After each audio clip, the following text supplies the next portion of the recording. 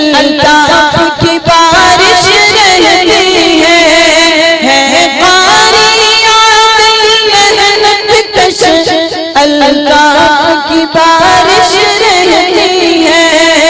इनकी नजर का सदका है, इनकी नजर का सदका है। हर सिमत जो जाबिश रहती है ये बज़्म कलाम रब्बानी, ये अज़मत अक़्लो दानाई। आदिल है यहाँ के रूह रवा, तालीम के तोहफे जारी हैं। मोहतरम, आज के हमारे मेहमान खुसूसी हजरत मौलाना मुफ्ती मोहम्मद अब्दुल समी साहब हमारे दरमियान में तशरीफ ला चुके हैं। हज़रत वाला चंद ही लम्हों के अंदर हमारे दरमियान तशरीफ ला रहे हैं। इसके बाद प्रोग्राम की कार्रवाई को आगे बढ़ाते हुए हमारे गांव के एक बड़े आलिम दीन उस्ताद मोहतरम हजरत मौलाना मोहम्मद अहमद साहब मोहतमिम मदरसा गुलजार कुरानिया, मैं हज़रत वाला से निहायत ही अदब और एहतराम के साथ दरख्वास्त कर रहा हूँ कि हज़रत वाला तशरीफ लाएं और हम सब सामीईन को अपनी कीमती नसीहतों से मुस्तफीद फरमाएं।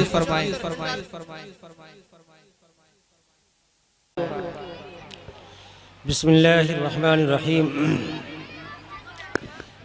हज़रात मोहतरम, तुम याद कर रहा था कि हिंदुस्तान को आज़ादी मिली है, इसमें मदारिस का अहम किरदार रहा है। लिहाजा इन मदरसे वालों के ज़रिए से जिहाद का फतवा जारी हुआ। हज़रत शाह अब्दुल अज़ीज़ मुहद्दिस रहमतुल्लाह अलैह ने जिहाद का फतवा जारी फरमाया। आपका जिहाद का फतवा जारी फरमाना था कि आपके मदरसे के पढ़ने वाले तलबा उलमा हज़रत सैयद अहमद शहीद रहमतुल्लाह अलैह अपने काफ़िले को लेकर निकल पड़ते हैं राय बरेली से। आपके साथ में बहुत से उलमा किराम का काफिला था। लिहाजा आप जहाँ भी क़याम फरमाते, जिन मकामात भी क़याम फरमाते, वहाँ से आपके साथ में लिहाजा एक जमात तैयार होती चली जाती थी। बिलाखिर लड़ते लड़ते बालाकोट की पहाड़ी में जाकर वहाँ शहीद हो जाते हैं। तो ये उलमा ही किराम थे कि जिन्होंने जंग की आज़ादी में अहम किरदार अदा किया है। आज मदारिस का जाल, मकातिब का निज़ाम हिंदुस्तान के तूल अर्ज़ में जो दिखाई देता है, ये इन्हीं उलमा किराम की कुर्बानी का नतीजा है। हज़रत मौलाना सैयद हुसैन मदनी नव्वरल्लाहु मक़दहू, आपके बारे में आता है कि आप कराची का हाल में आपको बुलाया जाता है, तलब किया जाता है और वहाँ आपसे कहा जाता है कि अंग्रेज की फौज में भर्ती होना आपने हराम किया है, हमारे खिलाफ जिहाद का फतवा आपने जारी किया है।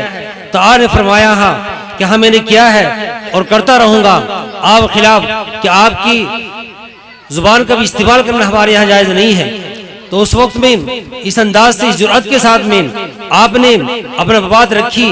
क्या मोहम्मद अली जौहर आपसे कहने लगे, आपके पैरों पर जाते हैं कि हजरत वाला आज थोड़ी देर के लिए अपना बयान बदल दीजिए।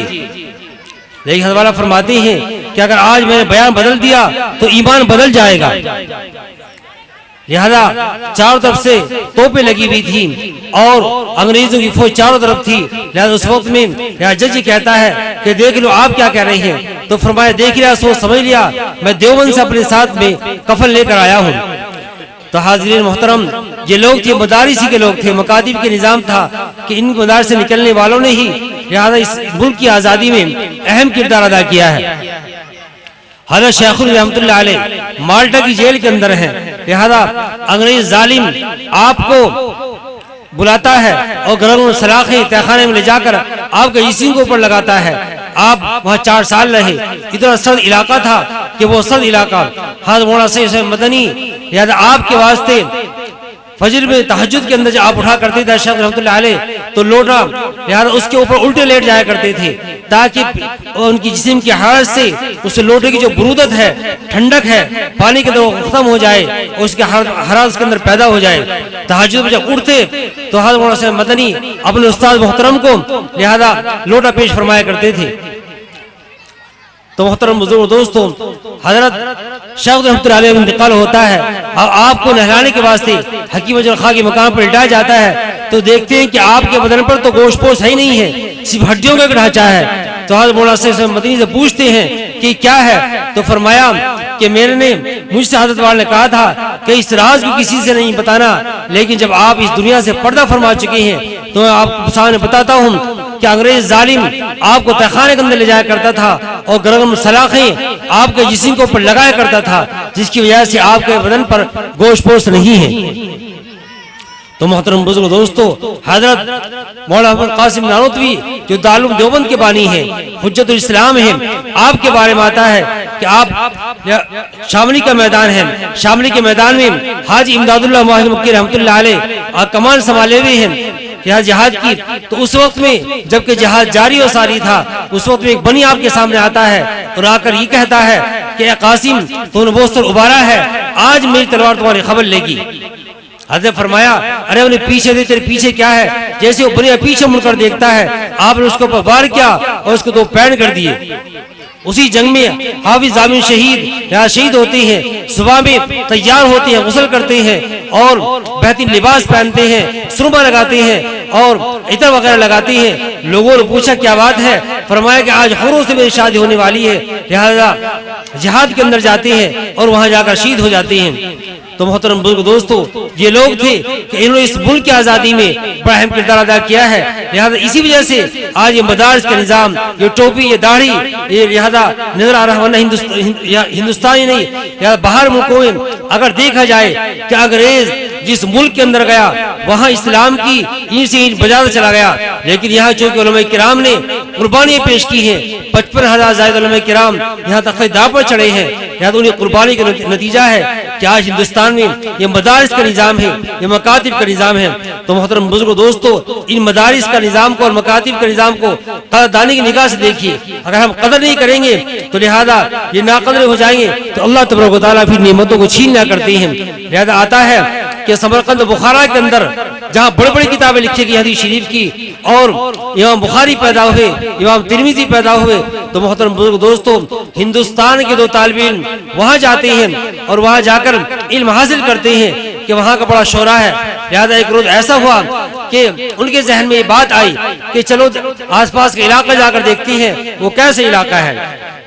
लिहाजा एक सफर में निकल गए, वहाँ एक बुढ़िया एक बाग के अंदर थी, उस खातून ने उनको बुलाया और उनसे मालूम किया कि बेटे तुम कहाँ से आए हो। तो उन्होंने कहा कि अम्मी जान हम हिंदुस्तान से आए हैं, हमारे मुल्क के अंदर यहाँ किताबें गई हैं, यहाँ की शोहरत पहुंची है कि वहाँ बड़ी बड़ी किताबें लिखी गई हैं। लिहाजा हमारे जहन में बात आई कि वहाँ जाकर इल्म हासिल करते हैं, लिहाजा हम यहाँ आए हैं। तो उस बुढ़िया ने, उस खातून ने उनकी खूब खातिर मदारात की। लिहाजा उसके बाद वो चलने लगे तो उस खातून ने कहा कि बेटो अगर तुम्हारा इस तरह दोबारा आना हो तो कुरान करीम का एक नुस्खा अपने साथ में लेकर आना। लिहाजा उन बच्चों को, उन तालिब इल्मों का महीना 2 महीने के बाद में जब वहाँ गुजर हुआ तो कुरान करीम का एक नुस्खा अपने साथ में लेकर जाते हैं। कुरान करीम के नुस्खे को जब उस बुढ़िया के सामने पेश करती है तो बुढ़िया कभी आंखों से लगाती है, कभी चूमती है, कभी सर पर रखती है और उसकी आंखों से आंसू मोतों की लड़ी पर टपक रहे हैं। उन तालिबों ने पूछा कि अम्मी जान आपका कुरान करीम से वाला ताल्लुक और शगफ और मोहब्बत आमतौर से देखने में नहीं आती है जिस अंदाज से आपकी है।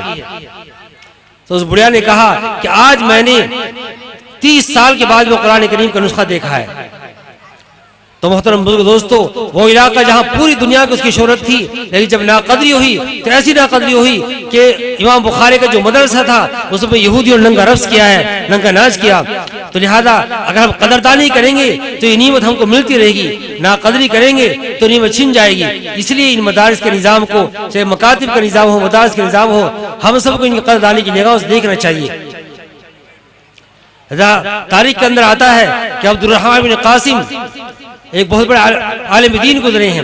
लिहाजा उनके जहन में बात आई कि इमाम मालिक के यहाँ मदीना मुनव्वरा के अंदर जो बड़े इल्म की शोहरत वाले हैं, बड़े मुहद्दिस हैं, बड़े फकीह हैं, उनकी मजलिस में जाकर इल्म हासिल करते हैं। लिहाजा वो चले गए और वहां जाकर इल्म हासिल किया। जब गए थे तो उस वक्त में उनकी बीवी पेट से थी, हामिला थी। लिहाजा 3 साल के बाद में उन्होंने बीवी को खत लिखा कि मैंने आपकी खिदमत से लिहाजा दूर हूँ, मैं खिदमत नहीं कर सकता हूँ, लिहाजा अगर आप इजाज़त देंगी तो मैं और मज़ीद इल्म हदीस हासिल करना चाहता हूँ। तो बीवी ने कहा कि आप 1 साल नहीं, 2 साल नहीं, आप पूरी जिंदगी जिंदा सलामत नहीं वापस आएंगे तो मैं किसी दूसरे के दर पर नहीं जाऊंगी। चूंकि उन्होंने खत के अंदर इजाजत दी थी कि अगर आप दूसरी शादी करनी चाहें किसी और से, आप शादी कर सकती हैं। लिहाजा वो बच्चा पैदा हुआ, पैदा होने के बाद जवान हुआ और उसे इतना कमाया कि उसके ऊपर हज फर्ज हो चुका। लिहाजा हज से फरागत के बाद में वो जवान मदीना आता है और उसके अम्मी ने कहा था कि मदीने में इमाम मालिक के यहाँ आपके वालिद मोहतरम रहते हैं, उनसे हमारे खैर बताना, उन्हें खैर मालूम करके आना।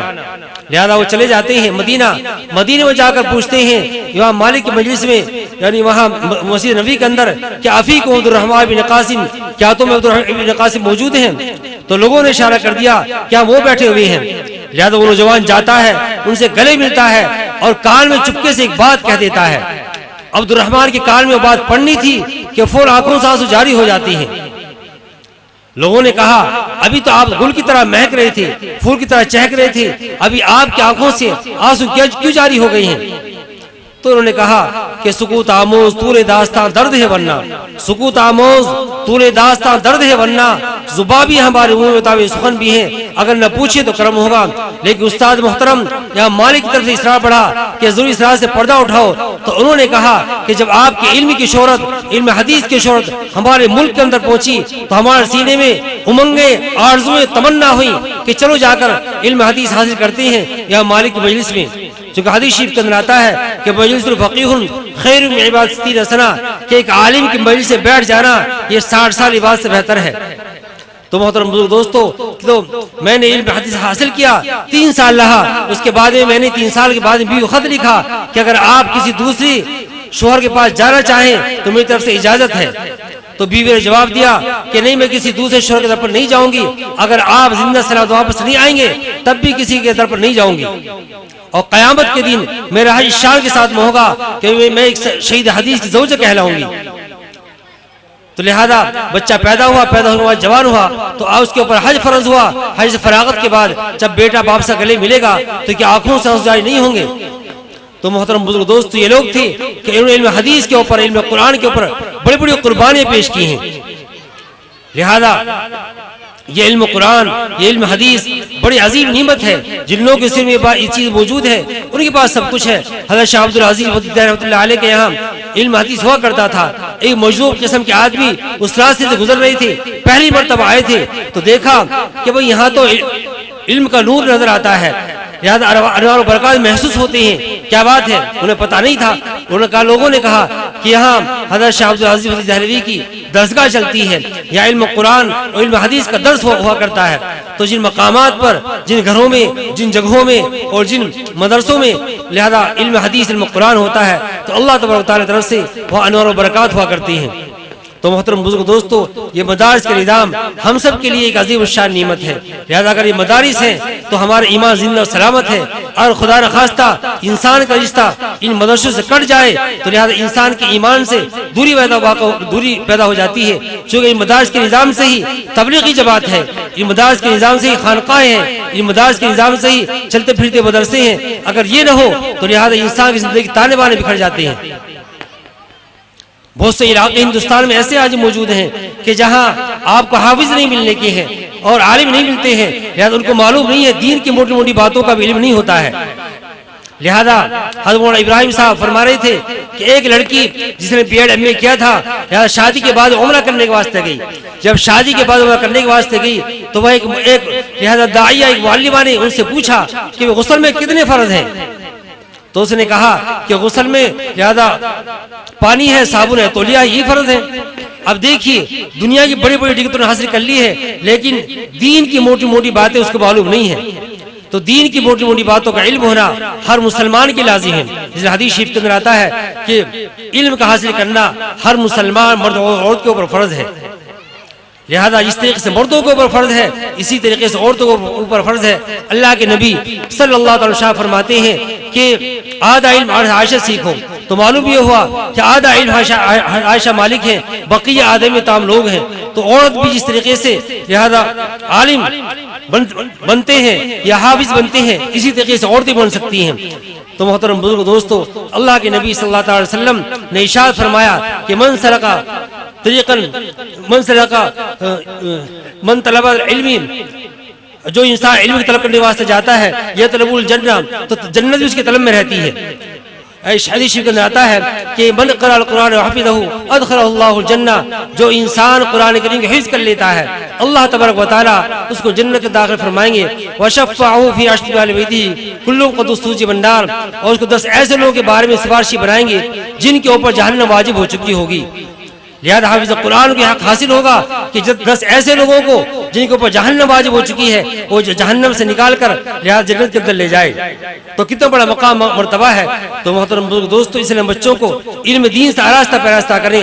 एक बात ये भी है कि हमारे यहाँ अपने बच्चों को जिस तरीके से हम मदरसे भेजते हैं, तो मदरसा भेजने के बाद में लिहाजा फारिग हो जाते हैं, हाफिज बन जाती हैं, उसके बाद उसको आज़ाद छोड़ देती हैं, जिसकी वजह से वो बच्चे ज़ाय हो जाते हैं। तो लिहाजा ये वालिदैन की जिम्मेदारी बनती है कि हमारे बच्चे जो उनकी जिंदगी इस बात जवान हुई इस बात में कुरान पढ़ते हुए फिर वो ज़ाय हो जाए, तो बड़ा अफसोस की हकीकत है कि आज हमारे बच्चे हाफिज बन जाते हैं फिर ज़ाय हो जाती हैं। तो इसलिए उनकी निगरानी बहुत ज़रूरी है। अगर उनकी निगरानी की तो फिर ये कामयाबी है, वरना फिर वो दूसरे रास्ते पर चले जाएंगे। इसीलिए हज़रत याकूब नबीना अलैहिस्सलाम ने बेटों से कहा था अपने आखिरी वक्त में कि मा ताबुदून मिन बादी, क्या मेरे बेटो तुम मेरे बाद किसकी बात करोगे। हालांकि उस खानदान में अंबिया किराम का लंबा सिलसिला रहा है, हजारों अंबिया किराम बनी इसराइल पैदा हुए हैं, उसके बावजूद अपनी औलादों से बुलाकर पूछते हैं याकूब नबीना कि मेरे बाद किसकी बात करोगे। तो उन्होंने कहा कि अब्बा जान, हम उसे एक अल्लाह इबादत की बात करेंगे जिसके हमारे बाप दादा करते आए हैं, हज़रत याकूब करते आए हैं, हज़रत इसहाक करते आए हैं, हज़रत इब्राहिम करते आए हैं। तो इसलिए हमारे खानदान में तो लिहाजा हाफिज भी आलिम भी लिहाजा इक्का दुक्का है, यह है या नहीं है, लेकिन हमें तो और ज्यादा इस बात की है कि हमारे बच्चे लिहाजा इल्म हदीस इल्म कुरान से वाबस्ता हों और हमारे बच्चे दीन से वाबस्ता हों। आज हमारी औलाद जो नस्लें हैं वो ज़ाय होती जा रही हैं। आज की जो परवरिश हो रही है वो मोबाइल के जरिए से परवरिश हो रही है। लिहाजा आज माँ बाप उसको आवाज़ मारते रहती हैं, लेकिन बच्चा सुनता नहीं है। उसकी वजह ये है कि रात दिन की जिंदगी उसकी मोबाइल के अंदर गुजरती है, जिसकी वजह से आज हमारे बच्चे नाफरमान होते जा रहे हैं और नाफरमानी में इस हद तक पहुंच चुके हैं कि अगर जरा सी तंबी वालिदैन कर दे, उस्ताद करते तो लिहाजा फोन भाग जाती है, फर हो जाती है, या डर रहता है कि कहाँ चले जाए। तो मोहतरम दोस्तों, ये वजह है कि जब उलमा किराम से दूरी पैदा होगी, मदारिस से दूरी पैदा होगी, तो फिर बच्चों के अंदर या दीन भी पैदा नहीं होगा। तो इसलिए हम सब अपने बच्चों को दीन तालीम से रास्ता पैरास्ता करें, और जो बच्चे लिहाजा जाते हैं स्कूलों कॉलेजों में, उनकी तालीम का कम से कम 1-8 घंटा लिहाजा निज़ाम रहना चाहिए, ताकि उनको दीन की मोटी मोटी बातें उनके मालूम हों। अल्लाह ताला हम सबको अमल की तौफीक अता फरमाए कि खुदा तुझे किसी तूफा से आश ना कर दे कि तेरी बहर की मौजू में इस्तराब नहीं।